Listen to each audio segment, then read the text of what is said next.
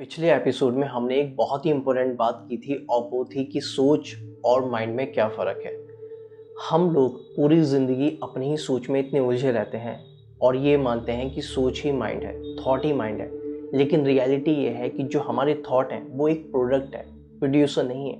Producer जो है वो है हमारा माइंड, जो हमारे थॉट्स को क्रिएट करता है। जैसे हवा के चलने से आवाज़ निकलती है लेकिन आवाज़ जो है हवा नहीं होती, वैसे ही माइंड के चलने से थॉट्स प्रोड्यूस होते हैं, थॉट्स निकलते हैं, लेकिन जो थॉट है वो माइंड नहीं होते। तो जब हमें इतनी बात समझ में आ जाती है तो हम माइंड की जो नेक्स्ट लेवल है वहाँ तक जाने के लिए रेडी हो जाते हैं, उसको समझने के लिए रेडी हो जाते हैं। और वही आज हम एक्सप्लोर करने वाले हैं, जिसका नाम है कॉन्शियस और सबकॉन्शियस माइंड। वो माइंड जो हमारे एक्शंस, हैबिट्स और डिसीजंस के पीछे छुपा हुआ रियल सिस्टम होता है। हमारे माइंड की दो मेन लेयर्स होती है। पहली होती है कॉन्शियस माइंड और दूसरी होती है सबकॉन्शियस माइंड। अगर सिंपल शब्दों में हम समझें तो कॉन्शियस माइंड वो लेयर होती है जो इस समय सुन रही होती है, सोच रही होती है और डिसाइड कर रही होती है। जैसे कि आप मुझे अभी वीडियो में देख रहे हो और सुन रहे हो, तो ये कॉन्शियस माइंड है हमारा जो ये सब कर रहा है। लेकिन सबकॉन्शियस माइंड का वो पार्ट है जो बैकग्राउंड में चलता रहता है, बिना रुके बिना थके, चौबीसों घंटे। जैसे एक बैकग्राउंड ऐप होती है, जब आप फ़ोन यूज़ नहीं करते हो या बंद भी करते हो तो भी वो प्रोसेस करती रहती है उसके फंक्शन। वैसे ही जो हमारा सबकॉन्शियस माइंड में, उसके अंदर हमारी emotions, beliefs, fears and habits ये सब स्टोर रहती हैं और वो चलती रहती हैं बैकग्राउंड में। यहाँ कॉन्शियस माइंड एक कैप्टन की तरह है जो ऑर्डर्स देता है, और सबकॉन्शियस माइंड एक क्रू की तरह है जो बिना सवाल किए उन ऑर्डर्स को फॉलो करता है। लेकिन प्रॉब्लम यहाँ तब शुरू होती है जब कैप्टन कॉन्शियस माइंड कुछ और करना चाहता है और जो क्रू है, जो सबकॉन्शियस माइंड है, वो अपनी पुरानी आदतें और बिलीफ्स की वजह से कुछ और करना चाहता है। तो दोनों के बीच में कॉन्फ्लिक्ट होता है। एक एग्जाम्पल समझते हैं। कॉन्शियस माइंड कहता है कि मैं खुश हूँ, मैं हैप्पी हूँ, लेकिन सबकॉन्शियस माइंड में लिखा है कि तू खुश नहीं है। तो अब दोनों के बीच में यहाँ कॉन्फ्लिक्ट होगा और हमेशा सबकॉन्शियस माइंड जीतेगा, क्योंकि उसकी जो पावर है वो कॉन्शियस माइंड से ज़्यादा है। सबकॉन्शियस माइंड 90% माइंड को कंट्रोल करके रखता है। इसलिए आप ऊपर से कुछ भी बोलते रहो कि मैं खुश हूँ, I am healthy, I am successful, I am wealthy, जो भी आप बोलते रहोगे वो तब तक काम नहीं करेगा जब तक वो सबकॉन्शियस माइंड तक नहीं चला जाता। क्योंकि सबकॉन्शियस माइंड एक मशीन नहीं है, एक मेमोरी बैंक है। ये हमारे हर एक्सपीरियंसेस, रिएक्शंस और इमोशंस को स्टोर करके रखता है, चाहे हमें याद हो या ना हो।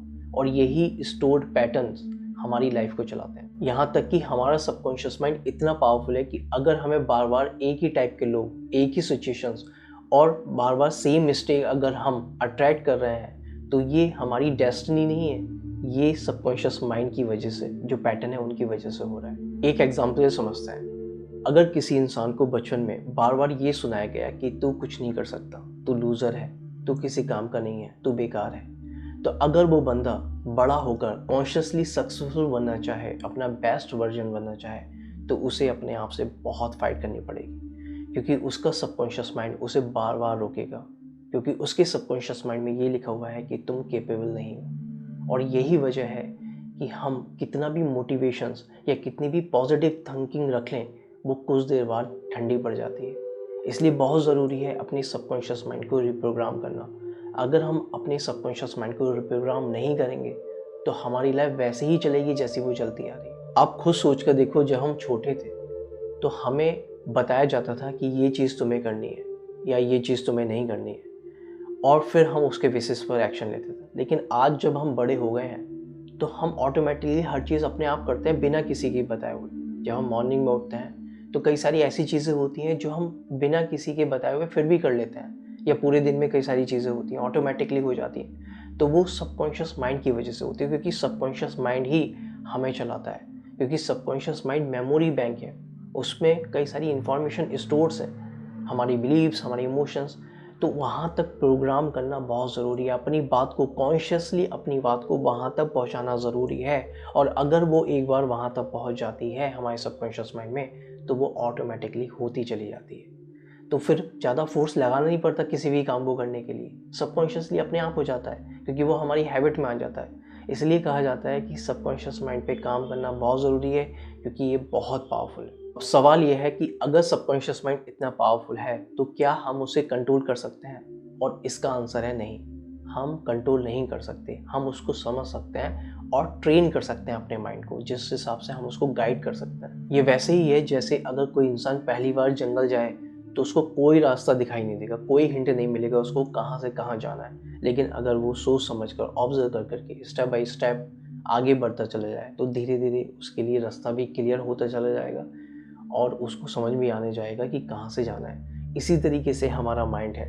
हमारे माइंड में इतने सारे थॉट्स हैं, बंडल ऑफ थॉट्स हैं। तो जब हम धीरे धीरे अपने थॉट्स को समझने लगते हैं, ऑब्जर्व करने लगते हैं, तो हमारा माइंड भी हमारी समझ में आने लगता है और वो फिर हमारे हिसाब से काम करने लगता है। तो जब हम अपने सबकॉन्शियस माइंड के पैटर्न्स को ऑब्जर्व करते हैं और समझते हैं कि कौन से ऐसे फियर हैं जो बार बार रिपीट हो रहे हैं, कौन से ऐसे बिलीफ्स हैं जो मुझे बार बार रोक रहे हैं, और कौन से ऐसे इमोशंस हैं जो मुझे कंट्रोल कर रहे हैं, तो जब हमारी ऑब्जर्वेशन बढ़ती चली जाती है, अवेयरनेस बढ़ती चली जाती है, तो यही चीज़ होती है जो हमारी सबकॉन्शियस माइंड को ट्रांसफॉर्म कर सकती है। इसलिए पावर जो है वो तुम्हारे थॉट में नहीं है, पावर तुम्हारे माइंड के स्ट्रक्चर में है।